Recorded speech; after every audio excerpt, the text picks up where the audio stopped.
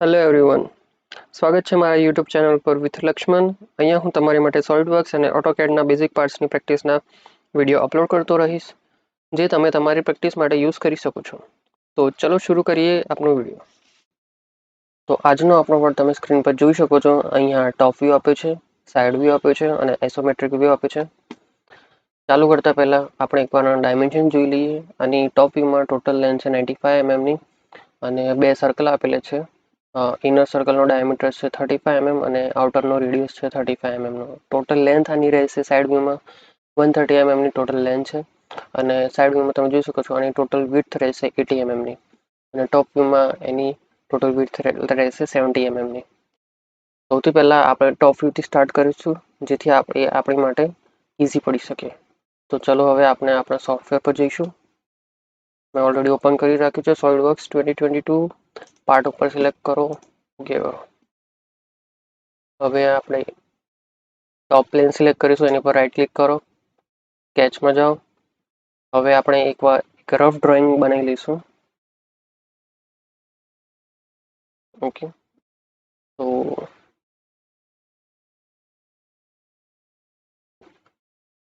સ્કેચમાં જાઓ, લાઈન ઉપર સિલેક્ટ કરો, હોરિઝોન્ટલ લાઈન બનાવો, એક આડી લાઈન બનાવો, સીધી લાઈન, ફરી પાછી એક સીધી લાઈન બનાવો અને લાઈન ઉપર આગળ જઈને ફરી પાછા તમે જશો તો તમે એક સર્કલ બનાવી શકશો નાનું.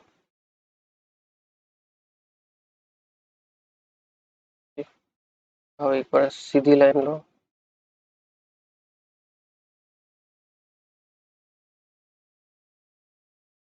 ચલો, આપણી રફ ડ્રોઈંગ તૈયાર થઈ ગઈ છે. તમે જોઈ શકો છો મેં એકદમ ટોટલી રફ ડ્રોઈંગ બને છે, જરા પણ સિમિલરિટી મળતી નથી. એકવાર હું આનો રિલેશન આપી દઉં, પછી આપણે આના ડાયમેન્શન આપી દઈએ. અહીંયા આગળ હું ટેન્જન્ટ આપીશ અને આ બંને લાઈનને ઇક્વલ કરી દઈશ.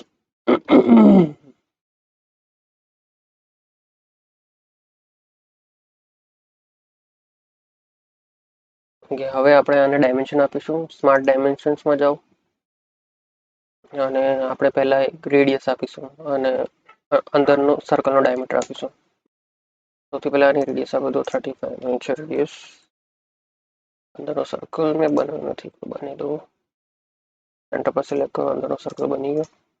સ્માર્ટ ડાયમેન્શનમાં જાઓ, 35 mm નાનો ડાયામીટર છે. સર્કલથી મેઇન પોઈન્ટ એનો ડાયમેન્શન રહેશે 95 mm નો છે. હા, 95 mm નો ડાયમેન્શન છે.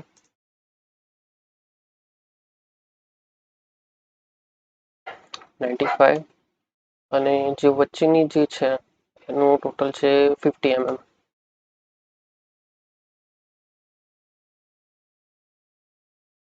એ લાઈનને સિમિલર આપી દો, રિલેશન ઇક્વલ. ઓકે, અને આ જે સેન્ટર છે એનું 20 mm.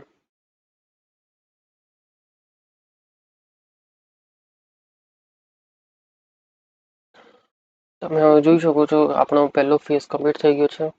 હવે આપણે ડાયમેન્શન પર ક્લિક કરો, ફીચર્સમાં જાઓ, એક્સટ્રુડ બોસ બેસમાં જાઓ અને આની ટોટલ વિડ્થ જે હાઇટ છે એ 80 mm ની છે.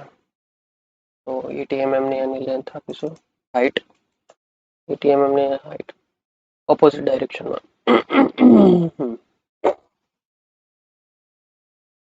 રાઈટ ક્લિક કરો. તમે જોઈ શકો છો આપણો પહેલો ફેસ કમ્પ્લીટ થઈ ગયો છે. થોડી સિમિલારિટી અહીં આગળ દેખાય છે. હવે આપણે એક ટેપર આપવાનું રહેશે, જે 25 mm નો ટેપર છે અને 40 ડિગ્રીનો એંગલ છે. એની માટે અહીં આગળ ફિલેટ ઉપર જાઓ, નીચેનો એરો ક્લિક કરશો તો અહીં ચેમ્ફરનો ઓપ્શન ઓપન થશે. ચેમ્ફર ઉપર સિલેક્ટ કરો. ચેમ્ફર ઉપર સિલેક્ટ કર્યા પછી કોઈ પણ એક કોર્નર સિલેક્ટ કરવાની રહેશે. તો આપણા ડ્રોઈંગ પ્રમાણે આપણે પહેલાં આ કોર્નર સિલેક્ટ કરીશું અને આનો ડિસ્ટન્સ અને આનો એંગલ આપવાનો રહેશે. તો આનો એંગલ છે 40 ડિગ્રીનો એંગલ છે અહીંયા આગળ અને 25 mm ની લેન્થ છે. અહીં આગળ તમને પ્રિવ્યૂ દેખાશે. રાઈટ ઉપર ક્લિક કરો,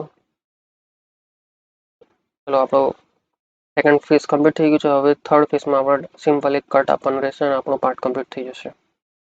તો એક 40 mm સ્ક્વેર બનાવીશું અને એને આપણે એક્સટ્રુડેડ કટ કરીશું ઇક્વલ સાઈડથી. ઇક્વલ સાઈડનો 40 mm કટ કરવાનો રહેશે.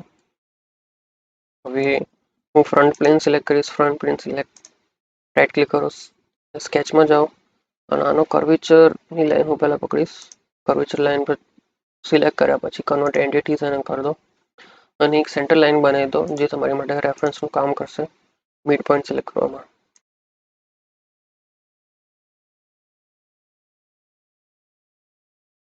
ઓકે, હવે સેન્ટર રેક્ટેંગલ સિલેક્ટ કરો. સેન્ટરમાંથી આ સેન્ટર રેક્ટેંગલ બનાવો. રેક્ટેંગલ ઓકે થઈ ગયું. હવે એક્સ્ટ્રા લાઈન આપણે ડિલીટ કરવાની છે. ટ્રીમ સિલેક્ટ કરો.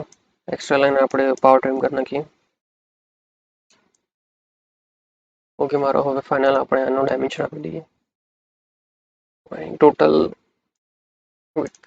હાઇટ છે 40 mm અને લેન્થ આની રહેશે 57.50. 57.50 ની. ઓકે, હજુ પણ આઈરી અંડર ડિફાઇન બતાવે છે તો એની માટે એક રિલેશન આપી દઈએ. આ લાઈન સિલેક્ટ કરો, એનો મિડ પોઈન્ટ આવે, સેન્ટ્રલ લાઈન સિલેક્ટ કરો અને આનો મિડ પોઈન્ટ સિલેક્ટ કરો અને મેક કોઇન્સિડન્ટ થઈ ગયો. ફાઇનલી આપણો સેન્ટર રેક્ટેંગલ તૈયાર થઈ ગયો છે. હવે હું ફીચર્સમાં જઈશ, એક્સટ્રુડેડ કટ ઉપર ક્લિક કરો અને તમે જોઈ શકો છો આ એક્સ્ટ્રાનો સ્ક્વેર તૈયાર થઈ ગયો છે. તો એની માટે આ એક્સ્ટ્રા ઓથેડીમાં દેખાય છે જે આપણું કામ નથી. આપણે એને થીન ફીચર્સ અનસિલેક્ટ કરી દઈએ. સિલેક્ટેડ કોન્ટૂર્સમાં જઈએ, અંદરનું સ્ક્વેર બ્લોક સિલેક્ટ કરીશું અને બંને સાઈડથી એનો કટ થ્રુ ઓલ બોથ, બંને સાઈડથી એનો કટ આવી જશે. ઓકે, તો તમે જોઈ શકો છો આપણો ફાઇનલ ઓબ્જેક્ટ તૈયાર થઈ ગયો છે. તો એઝ પર આપણા ડાયમેન્શન પ્રમાણે આઇસોમેટ્રિક વ્યૂમાં તમે જોઈ શકો છો. તો તમને જો મારો વિડીયો ગમ્યો હોય તો પ્લીઝ લાઇક કરો, શેર કરો અને સબસ્ક્રાઈબ કરો મને સપોર્ટ કરવા માટે.